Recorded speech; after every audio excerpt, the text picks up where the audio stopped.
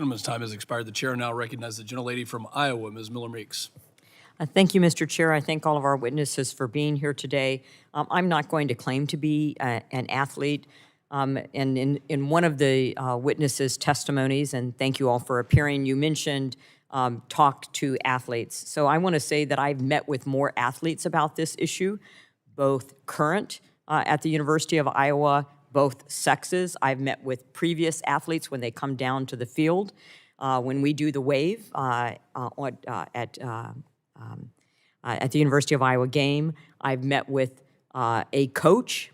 And I'd also say thank you, Mr. Jackson, for bringing your perspective. We have several University of Northern Iowa and Drake University, although not in my district, but certainly within your conference. And I would also appreciate the comments made by my colleague, Representative Vesey, just now. I, too, have concern over the conferences expanding and adding new schools, primarily because we're in the Big Ten. So Michigan has it partly right. They're blue and gold, and so go gold, go Hawkeyes. But needless to say, when you're traveling those distances and you're a college athlete, one of the reasons you're there is to get an education. And so for football, it's not a big deal to travel for one game on a weekend.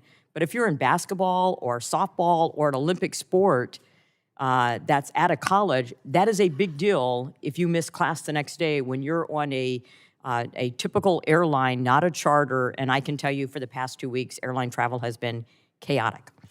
So that is the concern for student athletes, is the travel burdens, and then their educational performance. And I think as we look at this, and thank you, President Baker, I think it's time that the NCAA had some framework within this.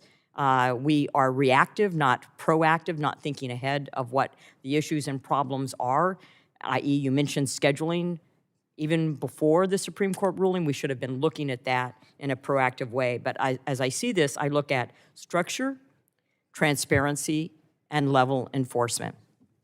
So, Mr. Baker, I had a question for you, but it was in regards to the intersection of congressional action and how the lack of a federal standard was impacting NIL for college athletes, but you've already answered that. So my next question is going to be for Ms. Thole and Ms. Page. There are some who are pushing very strongly to make student athletes employees of their institution. As a current student athlete, would you want to be an employee? Why or why not? Thank you for the question. I would not want to be an employee of my university.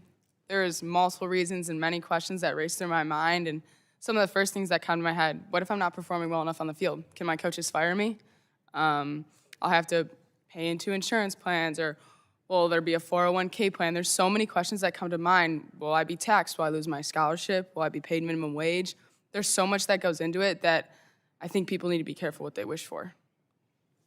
Thank you for your question. I absolutely would never want to be an employee of my university. There's many reasons about this, but I think this conversation has to shift back to the 5% that this could affect, or could benefit. I'll say it that way, could benefit.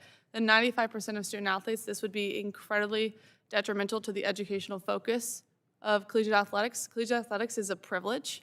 They were part of the 1% that made it. It's a privilege, and it's also voluntary. So I think that's important to note, as well as the work and time load commitments that would happen with being an employee, as well as the financial sustainability of our universities. I love Radford University, and I know that my counterparts in the Big South, they love their universities, but the financial sustainability of being an employer would be detrimental. Yeah. And Mr. Griffin, would as an employee of a college, would you be okay with being dismissed or fired? Well, I think just like every other sports league that makes a similar amount of money or more money than college athletics, for example, the NFL, employee status for athletes works out just fine. And well, that's exactly why I brought it up, because aren't you then just making college athletics the NFL? So yes, you can be terminated. You can be terminated for performance, terminated at will. So if you don't throw 4 touchdowns, 4 touchdown passes in a game, is that okay for you to be terminated? And what about academic performance? If you're there at college to, partly to play your sport, but also partly to get an education. If you're not academically performing, what happens to that student athlete? Or if you don't show up for class the next day because you're an employee and there to play sports. I feel that there's a little problematic, but as Representative Kamak said, certainly support your right, your entrepreneurship. I really enjoy reading your history and biography on what you've done and what you've been able to propel. But I've got one more question I want to ask, and that is, Ms. Thole, you detailed your experiences with an NIL contract negotiations in your testimony. From a student-athlete perspective, what role do you think Congress should play in implementing transparency protections for NIL contracts to prevent fraud and Let's deception? keep this to about 10 or 15 seconds, if you don't mind. Thank you. I think that the Congress's role is just to make sure that education is brought to all universities so student athletes don't go into situations blind and are confused with their situation. Thank you very much. I yield back my time. Thank you. The gentlelady's time has expired. The chair now recognizes the gentleman